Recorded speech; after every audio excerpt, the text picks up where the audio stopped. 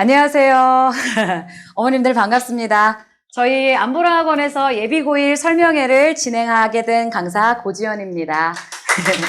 어머님들 악천후 속에서 이렇게 저희 학원 설명회를 찾아주셔서 정말 감사드립니다. 제가 이렇게 어려운 걸음 해주신 만큼 저희 학원에서 지금 뭘 진행하고 있는지, 왜 이렇게 진행하고 있는지, 또 어떤 결과를 내고 있는지 제가 아는 선에서 최선을 다해서 설명드리도록 하겠습니다.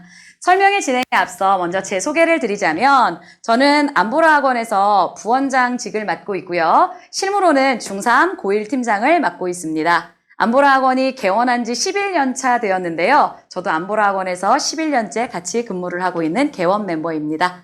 대치동에서 수업을 진행하기 전에는 여자고등학교에서 정규 교사로 한 7년 정도 일한 경험을 가지고 있습니다. 어쩌다 보니까 나이가 다 나와버렸네요. 제가 우리나라 국어 입시하고 뗄래야 뗄 수 없게 이렇게 시간을 보내왔습니다. 그래서 우리 아이들이 이제 앞으로 진행하게 될, 맞이하게 될 입시가 어떨지, 또 어떻게 우리는 준비를 해야 될지에 대해서 제가 아는 선에서만큼은 최선을 다해서 설명해 드리도록 하겠습니다. 입시 얘기를 안 할 수가 없죠, 어머님들. 뉴스가 참 속을 시끄럽게 하죠. 오늘 장맛비만큼이나 참 저희들을 혼란스럽게 합니다. 킬러 문항을 없앤다. 작년까지만 해도 EBS 연계율을 낮추겠다 하셨는데 이제는 높이겠다 하셨고 교육과정 중심으로 출제를 하신다라고 합니다. 적어도 제가 지켜본 바에 의하면 그렇게 발표가 났으면 올해는 입시가 그렇게 진행될 거예요. 즉 그렇게 국어시험도 어렵지는 않게 출제가 될 거예요. 그런데 올해 입시가 어렵지 않게 출제가 되면 내년은 어떨까요? 어렵게 출제가 되겠죠. 여기까지는 저도 예측을 할 수 있는 문제예요. 근데 너무 속이 답답한 건 우리가 예비고1 설명회를 하고 있는데 우리 애기들이 중3이잖아요. 우리 애기들이 내년, 내후년까지 입시를 아직 예측하지도 못했는데 걔네들은 그 입시를 준비해야 된다라는 게 가장 우리들을 답답하게 하는 문제겠죠. 근데 이제 저희 어머님들, 재원생 어머님들도 지금 많이 계시고 비재원생 어머님들도 많이 계시는데 저의 설명회를 한 번이라도 들어보셨다면 이 입시 변화가 저희에게는 그렇게 혼란스러운 문제가 아니라는 걸 아실 수가 있을 거예요. 저희는 설명회를 할 때 단 한 번도 우리 아이들을 만점 맞춰 드립니다. 심지어 내신 설명회에서도 만점 받게 해드립니다 라는 말씀을 드린 적이 한 번도 없어요. 우리 아이들이 알고 모르는 것을 정확하게 진단해서 적어도 아는 걸 틀리지는 말자. 그렇게 차분차분 기본을 닦아 나가다 보면 우리 아이들을 제가 여기도 써놨지만 안정적인 1등급을 만들어 드립니다. 이런 멘트를 주로 드리거든요. 그래서 저희 입장에서는 방법이 있기 때문에 킬러 문항 한 문제가 없어진다라는 게 그렇게 두려운 뉴스는 아니에요. 뉴스를 들어보면 막 킬러 문항이 없어지니까 킬러 문항을 대비하자. 아니다. 정시가 너무 어려우니까 수시로 올인하자. 정말 혼란스러운 뉴스들이 많이 나오더라고요. 저희가 지금 생각하고 있는 방법은 아닙니다. 그냥 기본에 충실한 독해 훈련을 따박따박 쌓아가다 보면 우리 아이들은 안정적으로 입시가 어떻게 변하건 간에 본인들 성적을 낼 거다라고 저는 생각하고 있고 저희 학원에는 그걸 증명할 수 있는 다양한 프로그램이 있기 때문에 제가 설명회를 해서라도 어머님들께 이걸 알려드려야겠다라고 생각을 했습니다.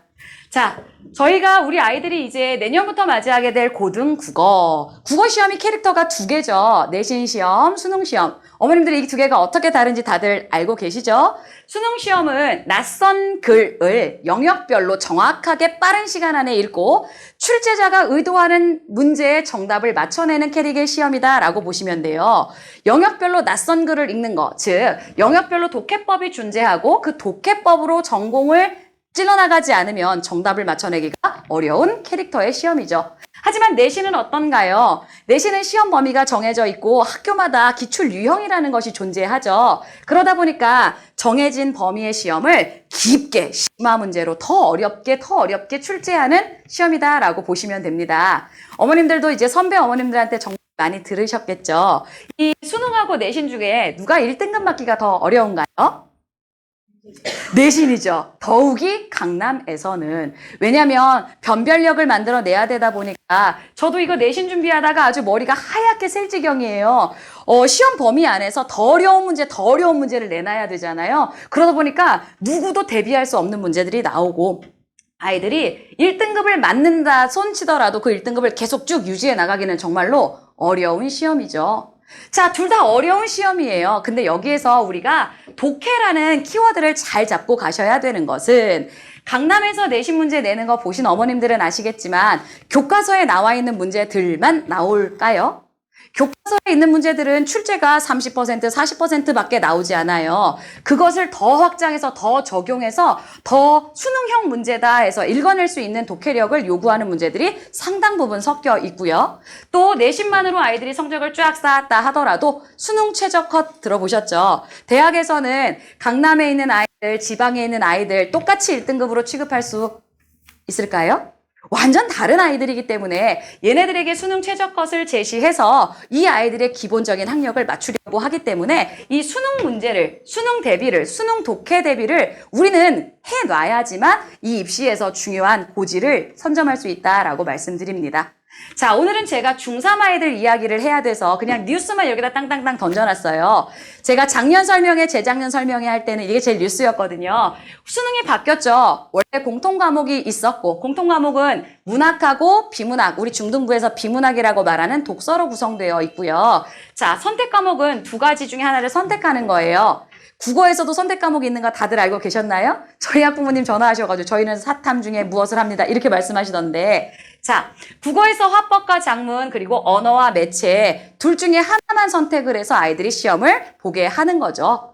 어렵기는 언어가 문법이니까 훨씬 어렵다고 해요. 지금까지는. 쉽기는 화법과 작문이 훨씬 쉬운데 시간을 많이 써야 되기 때문에 정해진 시간 안에 문제를 풀어야 돼서 아이들은 그 시간이 쫄리게 된다라고 얘기를 해요. 근데 어머님들 지금 이거 보시고 막 심란하실 필요가 없어요. 우리 중3 아이들이 지금 독해 수업을 준비하면서 막 이것까지 어떤 걸 선택할지 결정할 수준이 아직은 아니기 때문이에요.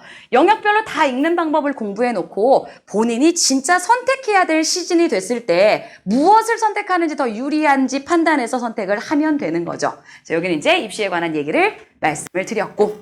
자, 그러면 우리가 독해 수업을 한다라는 것은 어떻게 수업을 하는 것인지에 대해서 말씀을 드려보도록 하겠습니다. 자, 저희 학원에서 진행하는 독해는 단계별 수준에 맞는 독해 훈련이다라고 말씀드립니다. 단계별도 중요하고요. 수준에 맞는도 굉장히 중요해요. 왜냐면 우리 아이들 읽기 수준이 정해져 있기 때문에 가랑비에 옷 젖듯이 일주일에 한 번씩 쭉 읽어 나가야지만 읽기 수준이 상승하죠. 갑자기 퍼붓는다고 벼락치기를 한다고 국어 실력이 올라가지는 않기 때문이에요.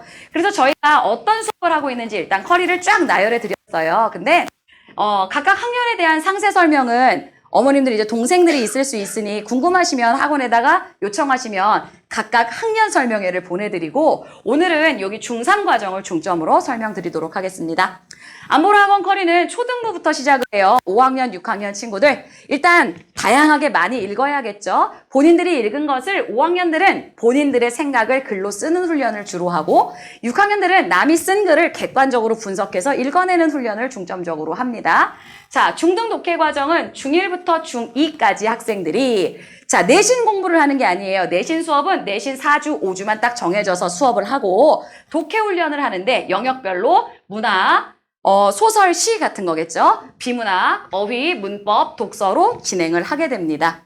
각각 가장 중요한 것은 영역별로 독해법이 존재한다라고 말씀드렸잖아요. 소설만 예를 들어서 말씀드리면 소설 읽을 때 뭐가 제일 중요할까요? 아이들은 줄거리는 좔좔좔좔 잘 읽어요. 근데 시험에 나오는 거를 잘 맞출 수는 없어요. 왜냐하면 지네가 읽을 때 자기네가 꽂히는 것만 생각하면서 읽기 때문이에요. 그래서 소설을 읽었으면 제일 중요한 건 인물, 누가, 사건, 어떤 일을, 왜, 누구랑 싸우면서 배경, 어떤 상황 속에서 벌인 일을 늘 정리하게 하고 인물, 사건, 배경이 정리가 됐으면 이게 주제에는 어떤 영향을 미쳤을까? 작가는 왜 이런 계절을, 작가는 왜 이런 공간을 설정했니를 묻고 그것들을 확인하는 과정이다라고 보시면 돼요.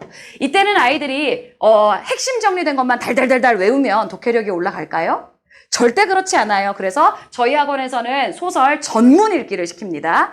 처음부터 끝까지 좀 지루하고 어려울 수 있지만 전문을 읽으면서 본인들이 시험에 나오는 것을 계속 쌓아 나가야지만 더 길고 어려운 글을 그 다음 단계에서 읽어 나갈 수 있기 때문이에요. 그래서 중학교 2학년들, 3학년들이 하는 이 과정 속에서 문학, 비문학 더 할 나위가 없이 중요하죠. 공통과목 34문제 중 17문제가 비문학이고 우리가 말하는 킬러 문항 하는 것들이 늘 비문학에 섞여 있었기 때문에 요즘 가장 핫한 게 비문학이었어요. 요건 미리 읽어오면 우리 아이들 독해력에 도움이 될까요? 아니요. 현장에서 낯선 글을 열어주고 시간 안에 핵심 단어 찾으면서 읽어라. 소설은 사람의 감정이 중요한데 비문학은 사실이 제일 중요하거든요. 그래서 무엇에 대해서 어떻게 설명하고 있는지를 정확하게 읽었는지 못 읽었는지 정해진 시간 안에 교실에서 선생님들이랑 맞춰가면서 호흡을 나눈다라고 생각하시면 돼요. 영역별로 독해법이 다 있어요. 이걸 자세히 설명드리면 제가 가뜩이나 좀 말이 많은 스타일이라서 설명회가 아주 길어지기 때문에 각각의 설명회들은 영상으로 요청하시면 또 보내드리고 궁금하시면 더 열어보시면 좋을 것 같습니다. 자, 이렇게 기본 독해를 하는 우리 친구들이 중3 과정을 맞았을 때 뭐가 어떻게 달라지느냐. 어머님들 이 독해 과정을 차분차분하게 쌓아놓는 것까지는 중학교 2학년 때 다 만들어진 이야기. 그리고 얘네들이 중3이 되었을 때 뭘 제일 중요시 여기냐면요. 당연히 영역별 모의고사 훈련에 들어간다는 게 가장 중요한 내용이에요. 모의고사는 수능 문제를 우리가 미리 풀어보는 거잖아요. 45문항으로 구성되어 있습니다. 어머님들 생각하실 때는 모의고사를 얘네들한테 언제 어떻게 적용시키면 제일 효율적일 것 같은가요? 저희도 그게 되게 고민이었어요. 그래서 얘네들 처음 적용시킬 때는 45문항을 7월부터 하자. 왜냐면 이제 내신 끝나고 3학년이 넘어가는 건 7월이니까 7월에 45문제 풀리자 이랬어요. 걔네가 정말 잘할까요? 내신 기말 끝나고 여행 가야지, 지쳤지, 휴가 가야지, 조금 있으면 또 기말고사 하는 애들은 해야지 하다 보니까 45문항을 한 2세트도 못 풀고 다시 11월 실전을 맞이해야 되는 거예요. 저희가 또 바꿨어요, 체계를. 그럼 3월에 45문제를 풀려보면 어떨까? 3월이 되게 좋거든요. 애들이 의욕이 막 올라오는 시기잖아요. 난 해낼 거야. 난 3학년이 되면 다른 사람이 될 거야. 막 이런 때기 때문에 45문제를 줬을 때 애들이 의욕에 막 올라와요. 전 열심히 풀었습니다. 저 수능 문제도 몇 등급이에요. 막 이런 애들이거든요. 근데 사실 어머님들, 얘네가 갑작스럽게 3학년 3월 달에 45문항을 다 푸는 게 가능할까요? 1회차, 2회차에는 정말 죽으림을 다해서 잘 열심히 해와요. 근데 학교 가기 시작했죠. 수행평가 시작되죠. 그럼 얘네들이 어떻게 하냐면 갑자기 22분부터 다 틀리기 시작해요. 비가 내려요. 그래서 제가 물어보거든요. 너 왜 이러지? 그러면 집중력이 떨어졌나 봐요. 진짜 얘네들이 45문제를 풀 힘이 있을까요? 그래서 저희도 시행착오 끝에 저희 학원이 11년이나 안보라 학원 이 대치동에서 수업을 했다고 했잖아요. 시행착오 끝에 저희도 이걸 단계를 나눠서 접근시키자. 고등부 과정을 위한 소프트 랜딩 과정으로 중3 과정을 활용하자라고 해서 우리 아이들 수준에 맞게 어떻게 효율적으로 공부를 시킬 수 있을까를 연구한 끝에 이런 과정을 진행하고 있습니다. 저희 학원에서는 고등 입문 과정이라고 해서 3학년 1월부터 모의고사 훈련을 적용해요. 근데 모의고사를 갑자기 45문제 다 풀어라 그러면 애들이 못 푼다고 말씀드렸잖아요. 그래서 이때는 15문제씩 잘라서 영역별 모의고사 적용 훈련을 덧붙인다라고 보시면 돼요. 이 기본 훈련인 독해 과정을 다 수업하면서 영역별이라는 것은 1번부터 15번까지는 화법, 작문, 문법으로 구성되어 있고 16번부터 30번까지는 비문학, 31번부터 45번까지는 문학으로 구성되어 있어요. 그럼 얘네들한테 15문제를 풀어오라 그러면 아무리 중3이라 하더라도 이거 못할까요? 합니다. 하면서 무슨 생각을 하는 게 제일 중요하냐면 선생님이 문학 소설 읽을 땐 인물사건 배경이 중요하다고 했는데 이게 문제에 나왔을 땐 이렇게 적용하는 거였네. 스스로 풀면서 답답함과 해결이 보이고 보면 더 뼈가 저리잖아요. 아니 선생님이 그렇게 핵심 단어를 찾으라고 했는데 내가 비문학 읽을 때 핵심 단어를 안 찾았더니 영락없이 답이 안 보이네. 기본 사실 일치 문제도 못 풀고 있네. 스스로 영역별로 이제까지 닦아왔던 과정을 어떻게 적용시켜 나갈 것인지에 대해서 길게 훈련하는 거예요. 왜 이걸 6개월이나 하느냐. 우리 애들이 요 사이에 중간고사, 기말고사 봐야 되기 때문에 이 훈련이 그렇게 길지는 않아요. 근데 영역별로 자기네들이 접근을 해보고 고민을 해봐야 반드시 어머님들 이런 거 알죠? 우리 애들이 공부한 내용 따로 문제 풀 때 생각하는 거 따로거든요. 이걸 이렇게 이어주는 과정이다라고 보시면 돼요. 그럼 선생님들이 문제 풀어온 거 보고 너 이거 이렇게 하라고 했지. 야, 맨날 수업 시간에 이거 이렇게 풀라고 했는데 넌 왜 이렇게 풀었니? 근거가 뭐야? 이런 걸 묻게 되는 거죠. 자, 이렇게 15문항씩 차분차분히 애들이 영역별로 모의고사에서 문학은 이랬어. 와, 모의고사에서 비문학은 이렇네를 느끼고 나서 자, 7월 달이 되면 얘네들이 이제 쑥 커요. 내신 정도는 만점 받았다고 막 큰 소리를 치거든요. 어떤 치기냐면 전 이제 국어를 제일 잘하는 것 같아요. 국어는 자신감이 있어요. 막 이래요. 본인들이 내신을 잘한다고 생각하기 때문에 국어 자신감이 막 붙어요. 이럴 땐 저희가 예비고일 과정으로 약간 변화를 주는 거예요. 개념책부터 심화 독해가 들어갑니다. 저 기본 독해였을 때는 소설을 읽고 인물, 사건, 배경, 누구랑 왜 싸웠니를 물어준다면 심화 독해일 때는 스스로 그걸 생각해내야 되는 거예요. 소설을 읽었을 때 뭘 봐야지. 배경은 왜 이렇게 성장이 되었을까? 이 장면의 상징은 무엇일까를 스스로 읽고 정리하게 됩니다. 문법만 한 개 더 말씀드리자면 문법도 마찬가지예요. 중등 과정에서 얘네들이 문법을 다 배웠잖아요. 사실 우리 중3들이 품사를 다 배웠거든요. 어머님들 다 기억하고 있을까요? 명사, 대명사 시험 끝나는 순간 백지잖아요. 이걸 고등부 실전 과정 가면 말도 어려워지고 양도 많아지기 때문에 여기 예비고일 과정에서 좀 소프트 랜딩 잘 쉽게 실전 과정으로 흘러가라고 어려운 부분들을 미리미리 녹여서 한 번 더 경험하게 해주는 거예요. 비문학도 굉장히 쉽게 읽었다라면 여기는 고등부 수능 완성 이런 데 있었던 문제들 좀 난이도 있는 거 갖다 놓고 애들한테 읽게 함으로써 얘네들이 내가 이제 고등부 될 준비를 해야 되는구나 라는 과정을 기본 독해 수업으로 받고 여기에 모의고사는 똑같이 15문제씩 계속 풀리자 그러면 얘네들이 어떨까요? 자만한 친구들이 너무 시시해요 막 이래요. 난 이제 만점 나왔으니까 한 45문제 풀어볼게요 막 이런단 말이에요. 그래서 얘네들한테 모의고사를 어떻게 반 잘라서 보내드리는 거예요. 45문항을 가지고 반 자르면 22문제 23문제 이렇게 잘라지겠죠. 그러면서 구성을 영역별로 구성하지 않고 복합지문을 막 집어넣는 거예요. 자, 비문학 다음에 문학 나오겠지? 이게 예상이 안 되는 거죠. 비문학이랑 문학이랑 복합으로 들어가 있는 것도 읽어봐.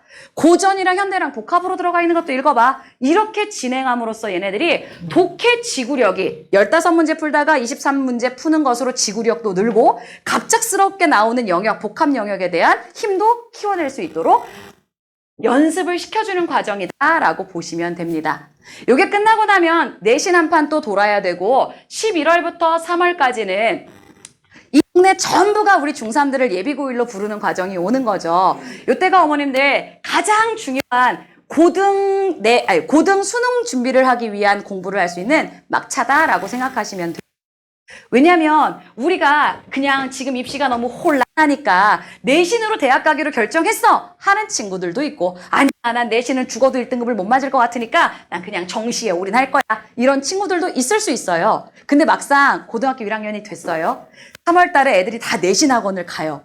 그거 꿋꿋하게 나는 모의고사를 풀 때야 할 수 있는 사람이 없죠. 학교에서 진도 나가는 거 가면 얘네들은 3월부터는 그냥 고1, 3월부터 고1 끝날 때까지 겨울방학 전까지는 내신에 그냥 올인한다라고 보시면 돼요.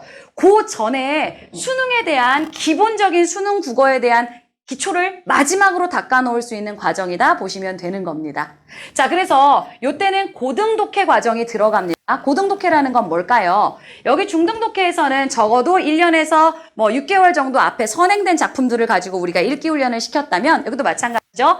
고등학교 교과서에 실려있는 작품들 내려서 읽어보게 하고 그게 실제 수능에서는 어떻게 나왔는지 묻고 문법도 마찬가지예요. 우리가 필요한 말들이 다 바뀌어요. 중등문법이랑 고등문법이랑 사실은 범위가 그렇게 다르지는 않거든요. 근데 말이 너무 어려워지고 심화가 되기 때문에 용언의 활용 그러면 어미, 어간 이것만 배웠던 중학생들이 전성어미, 연결어미 외워야 돼 막 이런 일들이 벌어지기 때문에 거기서 당황하지 말라고 또 3월달 모의고사에 얘네들이 안 배웠던 문법 용어들이 너무 많이 출연을 하기 때문에 그 문제 풀면서 당황하지 말라고 이렇게 고등 독해에서는 문법은 완전 문법 전 영역 한 바퀴 돌기를 시키고 문학은 학교에 책에 실려있는 소설 그다음에 고전 이런 것들 쭉 단계별로 읽히는 훈련을 합니다. 그럼 모의고사는 어떻게 해야 단계가 맞을까요?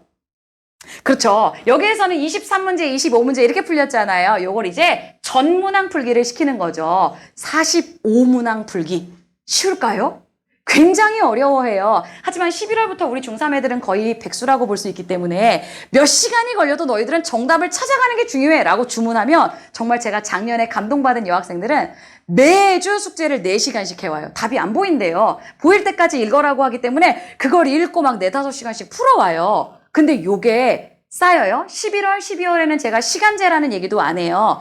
읽고 네가 풀 수 있는 지구력이 생기면 돼. 근데 이제 1월부터는 슬슬 제가 시간을 재라고 해요. 왜 시간을 재라고 할까요? 1월, 2월에 45문항을 80분 안에 푸는 훈련을 해야 3월 모의고사에 가서 크게 당황하는 일이 없거든요. 그래서 이 친구들 같은 경우는 모고 전 문항을 우리 평가원에서 실제로 기출됐던 것들 위주로 풀면서 본인 등급, 본인 점수들을 쭉 확인하게 되어 있습니다. 그리고 나서 제가 어머님들 말씀드렸잖아요. 3월 이후에는 내신 올인이라고 보시면 돼요. 그리고 나서 이제 1학년 때 막 좌탄우탄 하다가 결정이 되겠죠. 나는 어떻게 대학을 가야 되겠다 방향이 서고 나면 그 다음 과정은 고1부터 고3까지 메타인지 OMR 과정이다라고 해서 자, 여기서 제일 중요한 건 모의고사 전문항을 다 한 세트씩 풀어요. 그리고 그 안에서 발견된 개인의 약점을 1대1로 보완해주는 수업을 진행하면 되는 겁니다.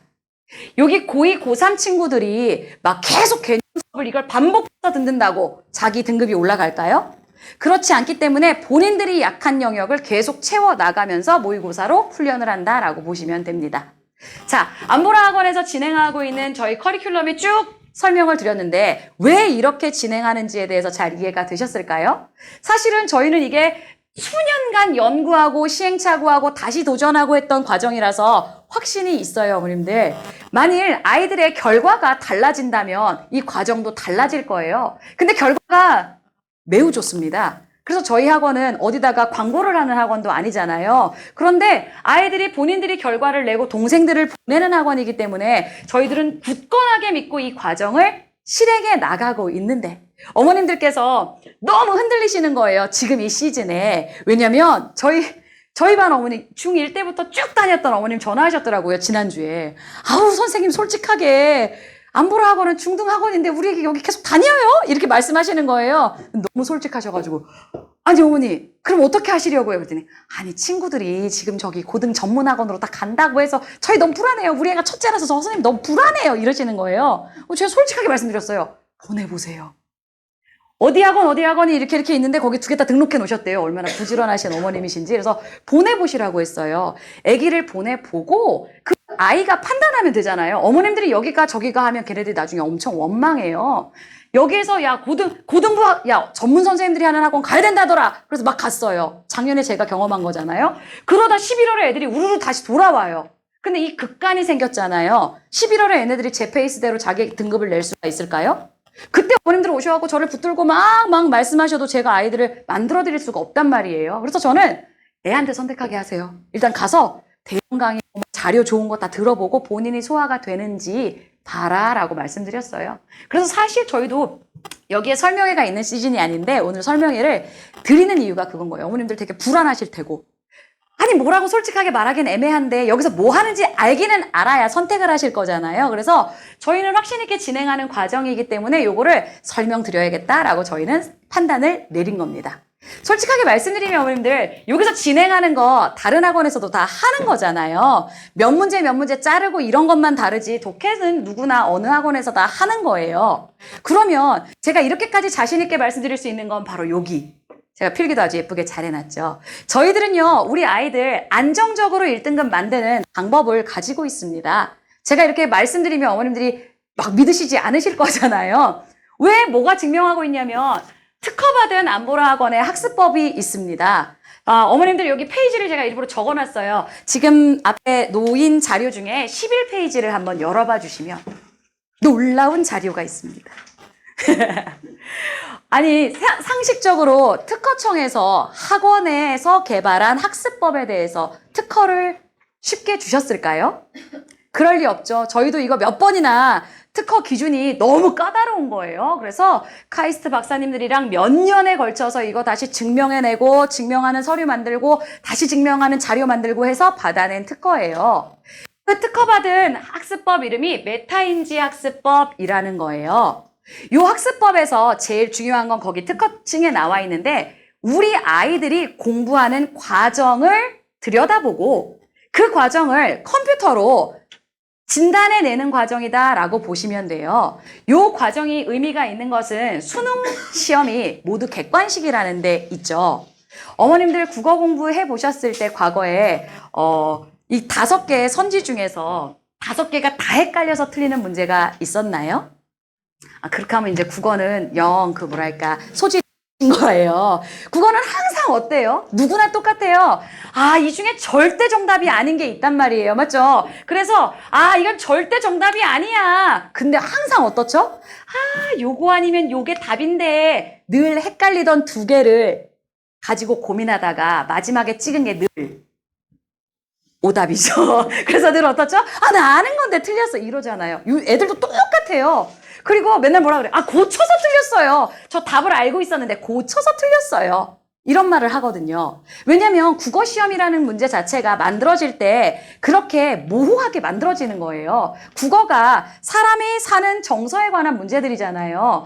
아주 애매한 걸 오답으로 넣어요. 어머님들 제가 문제를 하나 낼 테니까 맞춰보시겠어요? 저는 이 설명회를 진행하고 있는 강사 고지연입니다. 선지 1번 고지연 선생님은 예쁜 국어 선생입니다. 선지 2번 고지연 선생님은 국어 선생입니다. 정답은 몇 번일까요? 이거 중요한 판단입니다. 어머님들 설명회를 들으셨으니까. 정답은 1번이다. 손을 번쩍 한번 들어봐 주실까요? 이상하다. 이상하네요. 정답은 2번이다. 손 번쩍 들어봐 주실까요? 왜 1번은 정답이 될 수가 없을까요? 예쁜이라는 말이 주관적이죠. 설명을 정말 잘 들으셨네요. 주관적인 판단은 절대 문제에 출제되지 않아요. 날씨가 이렇게 비가 와서 기분이 어때? 이런 게 수능의 문제에 나올 수가 없죠. 그런데 그런 식으로 애매하게 문제를 내요. 그 문제를 푸는 모든 학생들은 이상해요. 고지연 선생님 너무 예쁘기 때문이죠. 그래서 막 따지는 거예요. 이 문제가 왜 오답입니까? 항상 그렇게 문제를 출제하기 때문에 이렇게 문제를 우리가 풀 때 얘네가 무슨 생각을 했는지를 들여다봐야 돼요. 너는 뭐 때문에 문제를 틀렸어? 어떤 단어? 너는 뭐가 헷갈렸어? 어떤 문장? 요거를 들여다보는 과정이라 보시면 됩니다. 제가 지금부터 아주 어려운 설명 드릴 테니까 특허받은 과정이거든요. 잘 들어보세요. 이 문제의 정답은 1번이에요. 우리 아이가 공부를 매우 잘해서 난 1번이 확실해. 이거 다 틀렸어. 확신해서 가지고 문제를 체크하면 요거는 4점 만점을 주는 거예요. 사실 수능 문제는 3점짜리도 있고 2점짜리도 있어요. 근데 여기 4점을 준다는 건 뭐죠? 차등 점수를 주겠다는 의미인 거예요. 우리 중3들한테 지금 당장 고난도 문제, 안 고난도 문제가 중요한 게 아니기 때문이죠.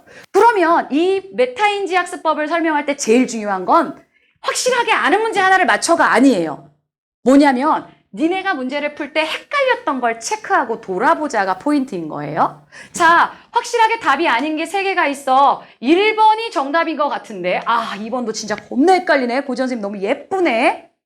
이럴 경우 문제를 풀 때 아이들에게 정답을 2개 체크하도록 하는 거예요. 심적으로 더 정답에 가까운 건 동그라미, 더 정답에 가깝지 않은 건 2번째 답으로.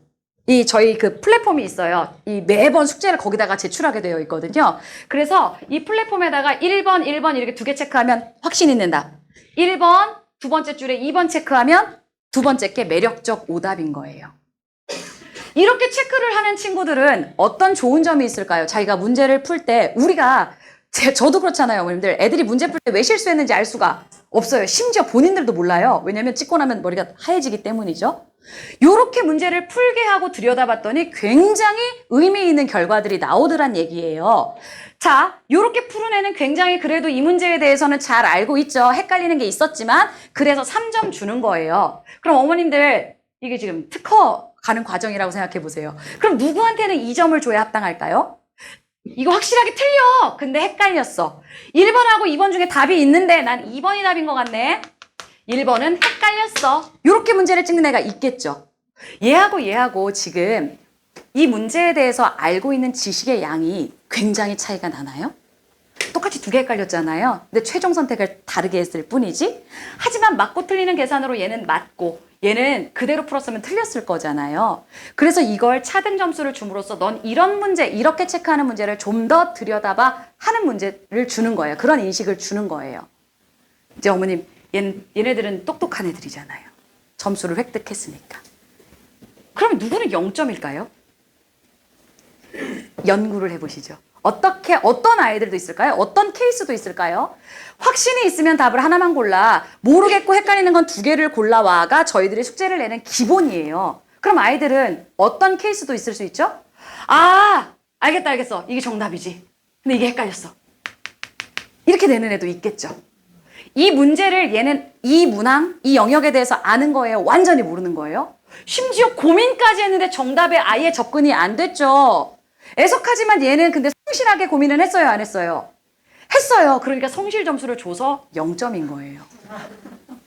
이제 어머님들 슬프실 준비가 하셔야 돼요. 여기는 어떨까요? 이건 어떨 때 점수를 1점 주고 마이너스 1점을 줄까요? 왜 그거 먼저 말씀하세요?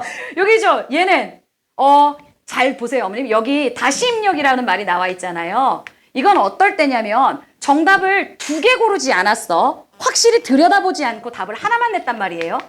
근데 걔가 오답이에요. 몇 번 냈는지 몰라. 그때 메시지가 써요. 이 정답 답안지 제출이 안 눌러져요. 그 문항으로 가서 다시 골라가 나와요. 그럼 애들이 당황하는 거죠. 그래서 다시 읽었더니 미쳤네. 적절하지 않은 걸 골라야 되는데 적절한 걸 골랐잖아. 이런 친구는 불성실인가요? 착각이죠. 그런 친구들한테는 1점을 주는 거예요. 그러면 얘는 어떡하죠? 얘는 누굴까요? 다시 골라! 그랬는데 어떻게 해요? 다시 고르자. 자, 그럼 5번. 이런 경우 얘는 문제를 제대로 읽지 않고 그 문제에 대해서 숙제를 제대로 하지 않고 있는 거예요. 2번 읽으라 그랬는데 이렇게까지 정답에 못 접근하는 애도 있을 테니까요. 자, 이렇게 점수를 차등해서 주다 보면 그냥 어머님들 보시기에는 그냥 헷갈리는 거 두 개 고르는 것 같잖아요. 어떤 효과가 생길까요? 이게 아이들 성적권에 따라 굉장히 효과가 다르게 나타나더라고요. 제가 이걸 제대로 굴려보니까 우리 최상위권 아이들은 뭐에 집중할까요? 저희 반 남학생 중에 작년에 이제 고1 올라간 애 중에 완벽주의자 남학생이 있었어요. 그냥 완벽주의자예요. 선생님이 이걸 하라고 하는 게 싫어. 자존심이 상하는 거예요. 그래서 정말 모의고사를 3시간, 4시간 읽어서 최후의 한 문제를 만들어내서 모의고사 문제지를 3권 풀게 될 거 아니에요? 3권 풀었는데 오답이 한 문제도 안 나왔어요. 오답이 안 나왔어요가 아니라 매력적 오답을 하나도 안 체크했고 한 문제도 안 틀렸어요. 얘는 우리 과정, 이 특허까지 받은 과정 잘 활용했나요? 제가 그 아이가 그런 바람에 여자 아이들한테, 잘하는 아이들한테 줄 수 있는 팁이 생긴 거예요. 문제를 몇백 문제를 풀었는데 어떻게 헷갈리는 게 하나도 안 나와? 그럼 넌 약점이 없는 애야? 아닌 거잖아요. 그랬더니 최상위권 여자아이들이 갑자기 머리를 쓰기 시작하더라고요. 본인이 풀다가 이게 답이 확실해요. 근데 얘가 왜 오답인지가 잘 안 보여. 조금이라도 의심스러워요. 그럼 이걸 체크하기 시작하는 거예요. 선생님한테 만점 받아서 칭찬받는 것보다 본인은 이 과정 안에서 자신의 국어 약점을 찾아내는 게 훨씬 중요하다고 생각하는 거죠. 이렇게 몇 개월을 공부를 하면 최상위권 아이들은 제가 아까 말씀드렸던 안정적 1등급이 되는 훈련이 돼요. 왜냐면 확신 있는 문제들은 다 이렇게 접근했고 조금이라도 의심스러운 문제들은 자기가 체크를 하고 돌아보게 되어 있으니까요. 만일 이 최상위권 아이들도 이 체크를 안 하면 결국에는 한 문제만 체크할 수 있잖아요, 어머님들. 아무리 전교 1등이라도 하더라도 헷갈렸던 문제까지 오답풀이 하면서 보는 아이가 있을까요? 최상위권들은 그런 효과를 누리게 되더라고요. 뿐만 아니라 좀 더 아이들이 크니까 갑자기 학원에 찾아와요. 고2, 고3 이런 애들이. 그리고 나서 무슨 얘기를 하냐면 선생님 그때 배웠던 이거 있잖아요. 이걸로 지금은 바쁘니까 국어학원 못 다니는데 자기가 모의고사 풀 때마다 이렇게 적용했더니 1등급에서 떨어지질 않아요. 이런 효과가 있어요. 자, 상위권 친구들은 어떤 효과가 생길까요? 상위권은 요 점수보단 여기가 많을 거 아니에요. 그럼 어떤 효과를 누릴 수가 있을까요? 그렇죠. 자기가 헷갈리는 부분에 대해서 훨씬 많은 걸, 이 상위권 친구들은 요것도 많은 거예요, 어머님. 잘못 읽었네. 이것도 많고 헷갈렸는데 답을 잘못 찍었네도 많거든요. 얘네들은 이 데이터가 쫙 모이면 본인의 약점이 어디에 있는지를 확실하게 알 수 있게 되는 거예요. 얘네들 같은 경우는 제가 항상 물어봐요. 오늘 문제 풀 때 뭐가 어려웠어? 그럼 제가 되게 의아했던 여학생이 있어요. 고전이 나오잖아요. 아예 못 읽겠대요. 글씨도 이상하고 내용도 이상하고 사람 이름도 이상하고 읽고 싶지도 않대요. 맨날 저한테 말로는 고전이 어렵다 그랬어요. 근데 제가 이 결과를 봤는데 이 아이는 고전을 안 틀리는 거예요. 그래서 어떻게 된 거야? 물어봤더니 답은 찾을 수가 있대요. 약점인가요? 고전이 내용이 어려우면 문제는 더 심플하게 나오게 돼 있잖아요. 근데 본인은 그걸 약점이라고 생각하고 내내 특강을 고전만 듣고 있는 거예요. 이해되셨어요? 아이들을 객관적으로 바라볼 수 있는 지표가 있다라는 말씀을 드리는 거예요. 그러면 여기 저는 중하위권이라는 말을 진짜 잘 안 쓰거든요. 얘네들 뭐냐면 그동안 바빠서 그 영재 그 준비하고 하느라고 국어 공부를 여태 못 시작하다가 늦게 시작한 친구들. 이 친구들은 점수가 다 여기 있을 거 아니에요. 얘네들한테는 어떤 효과가 있을까요? 불성실하게 문제를 찍어왔던 친구들. 국어가 다 지긋지긋한 애들이 있어요. 왜냐하면 수학처럼 답이 하나로 안 떨어지잖아요. 아까 그 고지현 선생님 같은 문제였을 때 얘네들은 돌아버려요. 폭발해요. 그런 친구들이 국어를 그냥 통째로 벌어버리거든요. 난 국어가 싫어. 난 국어를 못해. 왜 읽어야 돼? 이게 왜 답이지? 막 이래요. 이런 친구들한테 자 다시 풀어봐 했을 때 1점을 줘요. 2개 골랐는데 점수를 줘요. 그럼 점수가 비약적으로 오르잖아요. 그럼 동기부여가 돼요. 아, 내가 이건 좀 할 줄 있나 보네? 읽을 수 있나 보네? 이런 얘기들을 하고 본인들이 잘하는 부분이 생기면 그때부터 그 영역은 안 틀리려고 해요. 문제를 풀면서. 이런 효과들이 다양하게 나오는 과정인 거예요. 근데 자, 어머님들 저희가 어떻게 특허를 받았는지 잘 이해가 되셨을까요? 제가 좀 복잡한 건데 말이 많은 사람이라서 잘 설명드렸는지 모르겠네요. 이렇게 들여다보는 것만으로도 아이들의 성적 향상 효과가 분명히 입증되었으므로 저희는 특허를 받았습니다. 근데 여기에 덧붙이는 과정이 있어요. 저희가 학원에서 수업하는 사람들이잖아요. 이것만 들여다보고 있을 수가 없어요. 두 번째, 오답풀이를 하는 과정이 오답이라는 것은 모의고사에서 틀린 문제를 다시 돌아보는 과정이잖아요. 어머님들 페이지 보지 마시고 여기 한번 봐주실까요? 어머님들 상식적으로 여기 보셨을 때 반드시 오답풀이를 해야 되는 문제는 뭐죠? 그죠? 안 해도 되는 문제도 있죠. 확신을 가지고 맞은 이 문제를 오답풀이하고 있을 필요가 있나요? 근데 정말 성실한 여학생들은 모의고사를 풀었죠? 해설지 보고 그거 다 하고 있거든요. 시간 낭비예요. 바빠 죽겠는데. 꼭 오답풀이를 해야 되는 거 여기 있잖아요. 내가 정답 범위 안으로 접근을 했는데 못 맞춘 문제. 아니, 아예 못 맞춘 문제. 이런 문제들에 대해서 오답풀이를 반드시 해야 하잖아요. 이런 문제를 저는 이 부분을 제일 아까 강조드렸잖아요. 최상위권 아이들 같은 경우 그냥 한 문제만 답을 내라 그랬으면 뒤도 안 돌아봤을 이 문제. 이런 거 우리 누수라고 하잖아요. 구멍이 작아서 그 당시엔 비가 안 샜다고요. 근데 이런 게 계속 반복되면 한 문제를 틀리게 되는 거잖아요. 이런 걸 돌아다 보게 하는 과정이다라고 보실 수가 있어요. 근데 이제 오답풀이도 저희가 그냥 하지는 않아요. 모의고사의 오답은 정말 명백한 근거가 있어야만 오답이거든요. 왜냐면 내신처럼 우리 학교 애들만 보는 게 아니잖아요. 전국 몇만 명이 봐야 되는데 근거가 뚜렷하지 않으면 정답을 낼 수가 없겠죠. 그래서 이제 페이지를 열어주세요. 우리 자료 14페이지를 보시면 어떻게 아이들에 대해서 오답풀이를 진행하고 있는지에 대해서 예시를 내놨어요. 제가 실제로 진행했던 아이들이에요. 정확하게 지문의 근거를 체크하고 선지에서 어느 부분이 잘못되었으므로 오답이다를 근거 찾기를 하게 하는 거예요. 근거가 없으면 오답풀이 숙제에 뭐라고 써와요. 막 자아성찰을 해요. 아, 문제를 잘못 읽었음. 이거 숙제 패스해줄까요? 저희들 입장에서도 숙제 검사하기가 되게 쉽잖아요. 본인들이 틀린 문제에 대해서 정확한 근거를 저도 알고 있을 거잖아요. 그 문제를 같이 풀었으니까 정확하게 근거 체크 안 하면 계속 빠꾸예요. 다시 찾아. 잘못 설명했어. 고지현 선생님은 예쁜이 왜 틀렸는지 설명해. 이렇게 함으로써 마지막으로 자기네들이 이해 안 되는 한 문제까지를 스스로 돌아다보는 과정이다라고 보시면 됩니다. 어머님들 여기까지만 해도 참 안보라 학원이 지독하죠. 왜 이렇게까지 애들을 달달 볶는 것이야. 근데 여기서 한 단계 더 지독한 게 있다면 이렇게 매주 애들이 내는 과제, 어머님들, 뭐 여학생들 같은 경우에는 집에서 말 잘하잖아요. 엄마 숙제를 냈는데 한 문제 틀렸어. 아까워. 근데 남학생들은 말을 하나요? 숙제를 안 냈는지도 저희가 문자를 보내야지 아시잖아요. 이게 냈다고 그랬는데 왜 안 냈죠? 그래서 저희가 낸 모든 모의고사 과정에서는 제가 쳐다봤잖아요. 얘가 주로 기술이나 비문학에서 문제를 많이 틀리고 있는데 이게 반복되는 건지 실수인지 약점인지 실수인지를 제가 매주 들여다보잖아요. 그걸 저희는 매주 모든 학생들에게 1대1 피드백을 하게 되어 있어요. 그래서 피드백을 쭉 적어놓고 끝나면 어머님들이 보실 수가 없잖아요. 그럼 데스크팀에서 또 풀친을 보내드려요. 담임 선생님 모의고사 피드백이 끝났습니다. 어머님들 이 나이테드에 로그인 하셔가지고 피드백 확인하세요. 그럼 어머님들은 뭘 보시면 되는 거죠? 얘가 이렇게 마이너스 1점이 날마다 많네. 선생님이 분명히 이건 이거라고 했는데 이걸 판단하시면 되는 거죠. 이상하네. 얘는 왜 이렇게 3점이 매번 고전 3문에서 나오는 거지?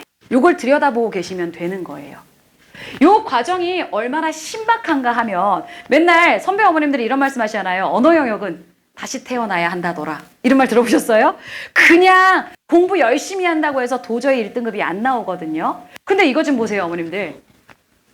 우리 아이의 국어 약점을 어떻게?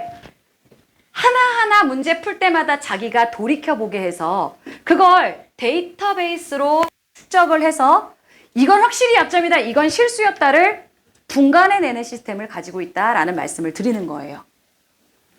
어머님들이 다 아이들 낳고 기르셨는데 우리 아이 지금 국어 약점이 어디 있는지 아시나요? 저는 알까요? 우리 애기들 맨날 보잖아요. 제가 어머님들한테 이런 시스템 없을 때 드리는 상담 전화 뭐예요? 아주 태도가 예쁩니다. 베리굿이에요. 매번 똑같은 자세로 아주 열심히 해요. 이게 우리 아이 성적과는 관계가 없죠. 누구도 알 수 없는 우리 아이의 진짜 문제 푸는 과정에서의 문제를 들여다보는 과정이다라고 보시면 됩니다. 되셨을까요? 제가 지금 제일 열띠게 설명드리는 부분이 이거예요. 그것을 과학적으로, 객관적으로 개인의 약점을 잘 찾아서 대비할 수 있게 해주고 대비를 해서 성적을 올려드린다라는 말씀입니다. 정말로 이게 효과가 있을까요? 제가 현장에서 만난 친구들 얘기 한번 드려볼까요? 재수생이었어요. 2월 달에 온 예체능 하는 아이. 처음 3월 모의고사 봤는데 6등급 나왔어요. 예체능이니까 국어 공부 안 해봤겠죠. 근데 절실하죠. 재수생이니까.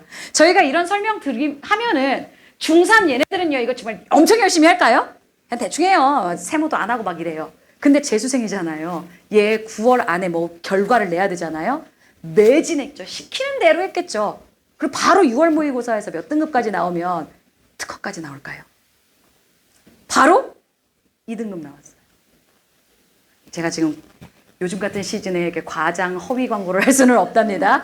저희가 어머님들 지금 말씀드렸잖아요. 결과가 좋지 않다면 과정을 바꿔나가는 학원인데 저희 학원 작년에 고1 애들 3월 모의고사 봤을 때 80%가 2등급 나왔어요. 되게 이상하지 않나요? 방법이 있는 거죠. 잘 들여다볼 수 있고 누구의 판단이 아니라 아이들의 과정을 지켜보는 거다라고 보시면 됩니다. 여기에 하나 더. 얘네가 이제 고등부로 올라가다 보면 관리 시스템이 중등부랑 똑같아요, 어머님들. 그래서 여기가 포인트가 되는 거예요. 저희 학원은 반 구성을 레벨별로 구성되어 있어요. 잘하는 친구들, 스피디하게 경쟁을 막 붙였을 때 동기부여가 되는 친구들은 최상위반에 놓고 좀 인원 많은 수업을 진행합니다. 많다라고 해봤자 고등부들보다 많지 않아요. 30명이나 40명 정도 들어오거든요.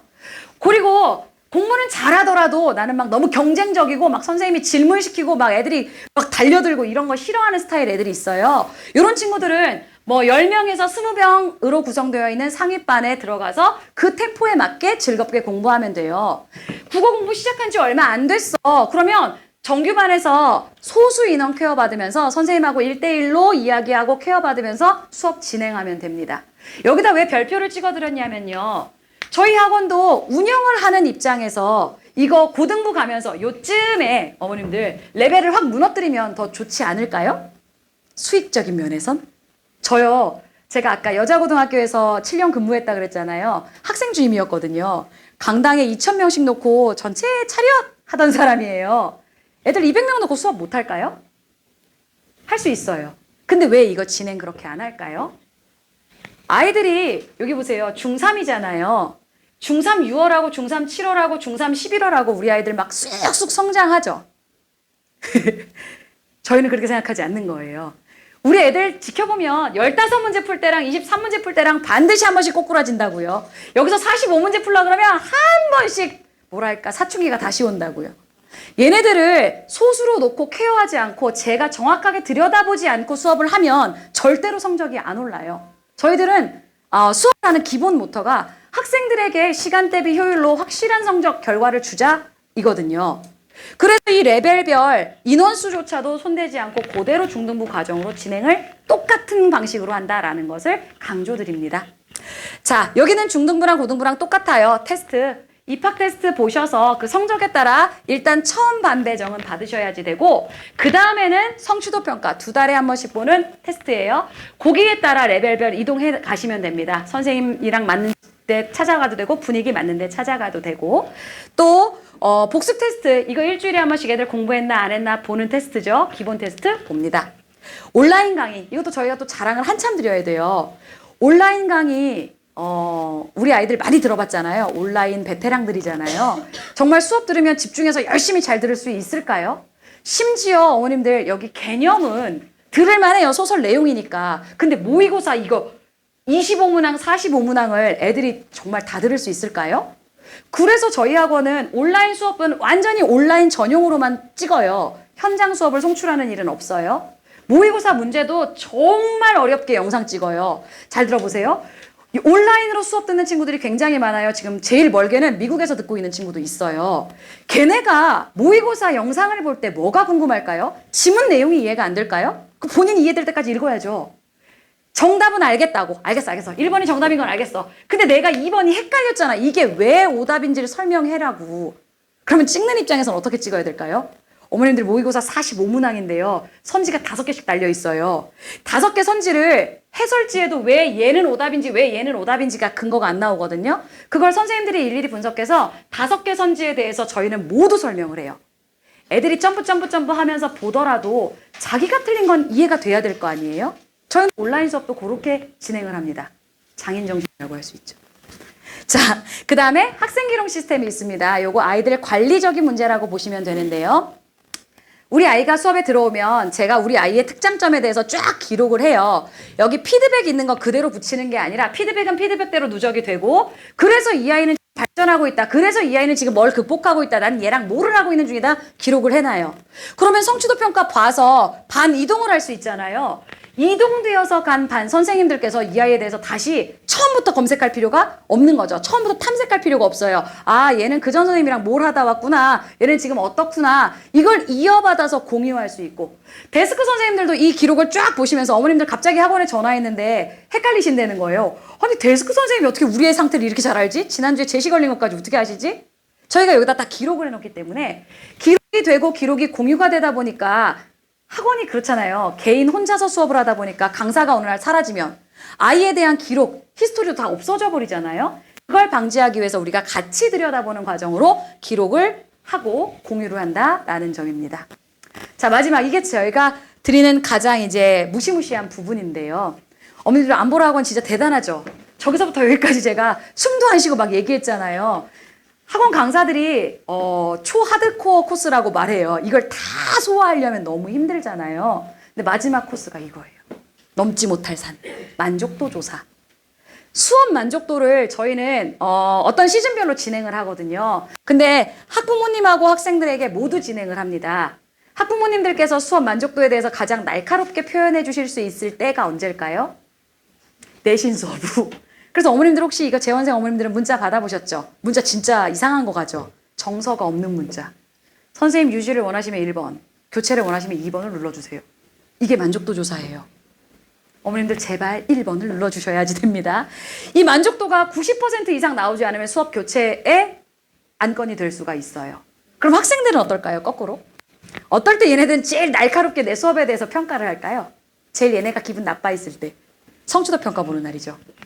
처음 봤어요. 망쳤어요. 그럼 선생님이 원망스럽단 말이에요. 이날 수업 만족도 조사를 합니다. 너네 선생님은 이걸 잘하고 있니? 이 시간은 잘 지키고 계시니? 과제는 잘 내고 있니? 얘네들 거기다 얼마나 적나라하게 적는지 몰라요. 쉬는 시간을 10분 주기로 했으나 5분만 주었음. 막 이렇게 써요.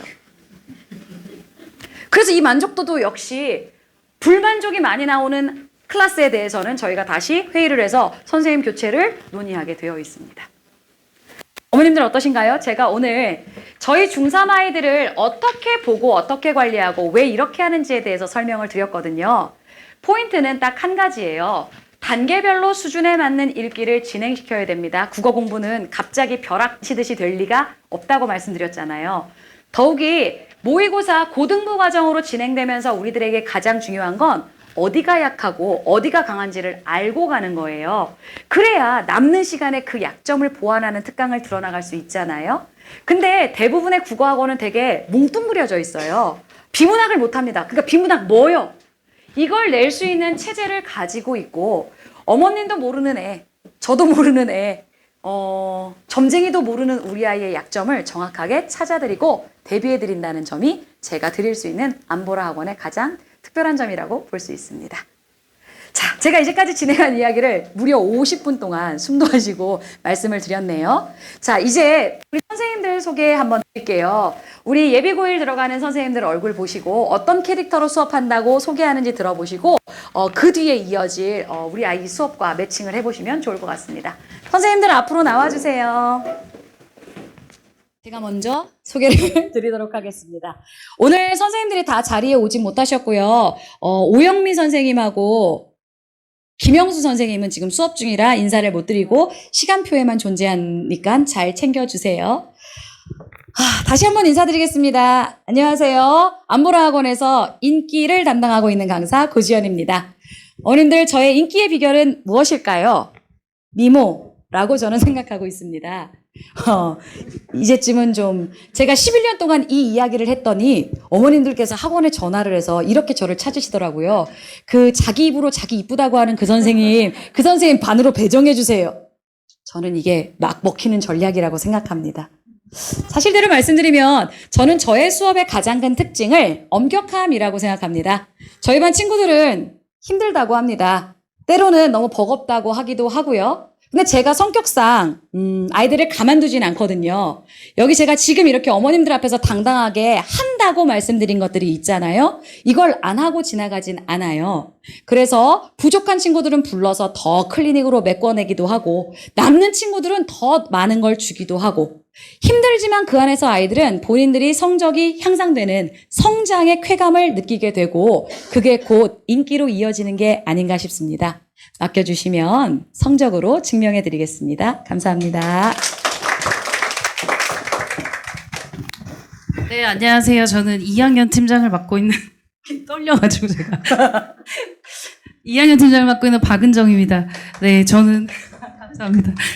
저는 터프함 뒤에 숨겨진 섬세함으로 아이들의 성장을 같이 하고 있습니다.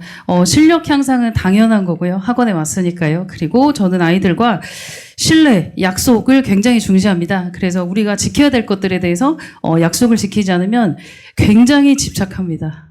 네. 그리고 제가 많이 듣는 말 중에 하나가 아까 고 부원장님도 말씀하셨지만 시간 대비 효율입니다. 그래서 우리 교실을 찾아와 준 우리 학생들이 1분도 허투루 쓰지 않도록 진실된 책임감을 가지고 지도하겠습니다. 감사합니다.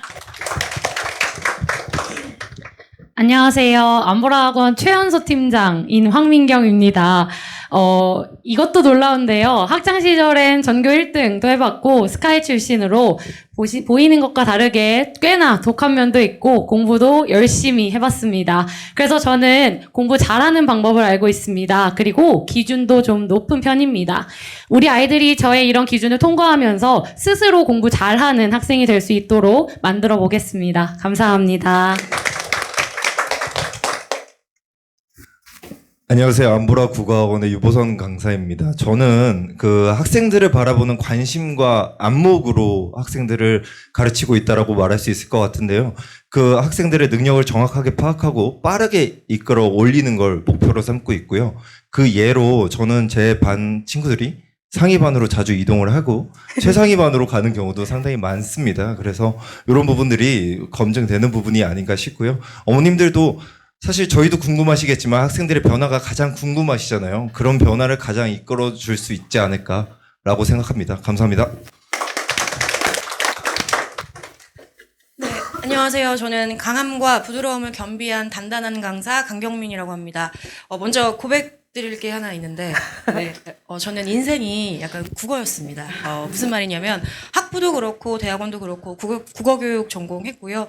그리고 이제 고등부 중심의 국어 학원을 운영해본 경험도 있습니다. 그래서 누구보다 중학교 국어하고 고등학교 국어의 차이점을 잘 알고 있다고 자부하고 있습니다. 요즘 말이 많잖아요. 뭐 킬러 문항 배제하겠다 이런저런 이야기들이 많은데 사실 본질은 저는 같다고 생각합니다. 네, 그래서 국어 영역 잘 해결해 나가기 위한 그 본질을 저도 아직도 공부하고 있고 또 제가 지금까지 공부해온 것들을 또 우리 아이들에게 충분하게 잘 전달할 수 있도록 노력하겠습니다. 보시면 메타인지 OMR이라고 제가 고등부 수업 전담하고 있거든요. 네, 그래서 맡겨주시면 제가 우리 아이들 최선을 다해서 지도하도록 하겠습니다. 감사합니다. 안녕하세요. 젊지만 능력 있는 강사 김재영입니다.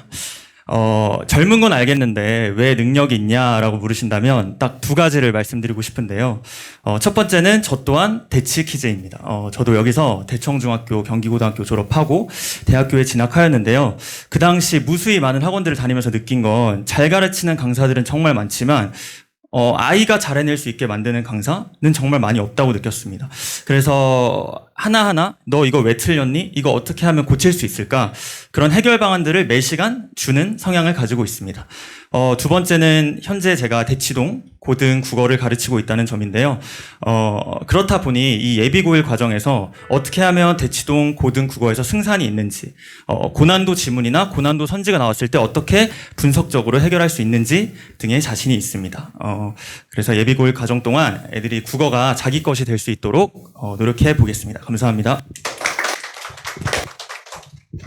안녕하세요. 안보라 국어학원에서 스펀지 같은 역할을 담당하고 있는 김희진 강사입니다. 어머님들, 제가 왜 스펀지라고 말씀을 드렸는지 아실까요?